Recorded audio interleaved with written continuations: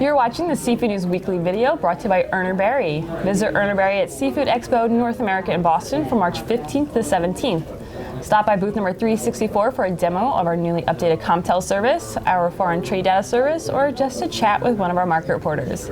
Plus, check out our selection of books and posters. And for those heading to Brussels in April for Seafood Expo Global, you can find Urner Barry at booth 6-842.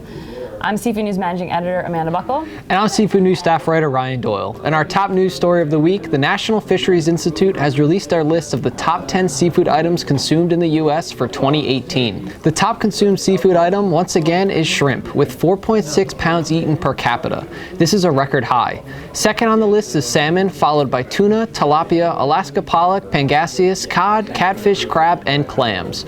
Overall seafood per capita consumption hit 16.1 pounds.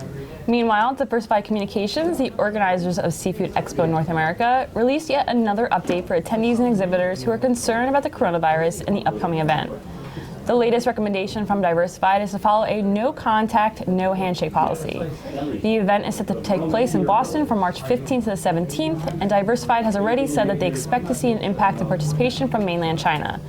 Based on their stats, China represents 5% of the combined visitor and exhibitor attendee base, as well as 9% of the exhibit space. In other news, relief may be in sight for the United States lobster industry. After the Chinese market was largely taken off the table due to the U.S.-China trade war, recent tariff exemptions may bring China back into the fold.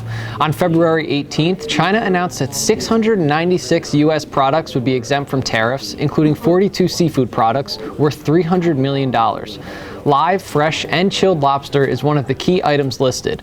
This is good news for lobstermen, particularly in Maine, who have missed out on Chinese demand since tariffs were implemented in 2019.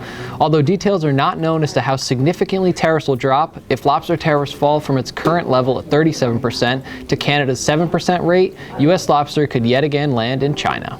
And finally, Lent began on Wednesday, and those who observe the Christian holy day refrain from eating meat on Fridays during the 6 weeks of Lent, as well as on Ash Wednesday. Because of this, the Lenten season tends to be a big time of the year for the seafood industry, specifically salmon, cod, and tilapia. Salmon saw a jump of 14% in the number of buying opportunities across the country this week as compared to last week. Looking at cod, both single and double frozen fillets have been pricing at or near record highs leading into Lent. Tilapia frozen fillets are reportedly steady with a decent inventory and temperate demand. And that's the guacamole. Be sure to head over to seafoodnews.com or visit the Seafood tab in Comtel for a comprehensive look at the latest market and industry news. And don't forget to listen to a new episode of the Seafood News podcast released on Spotify, SoundCloud, and iTunes every Monday.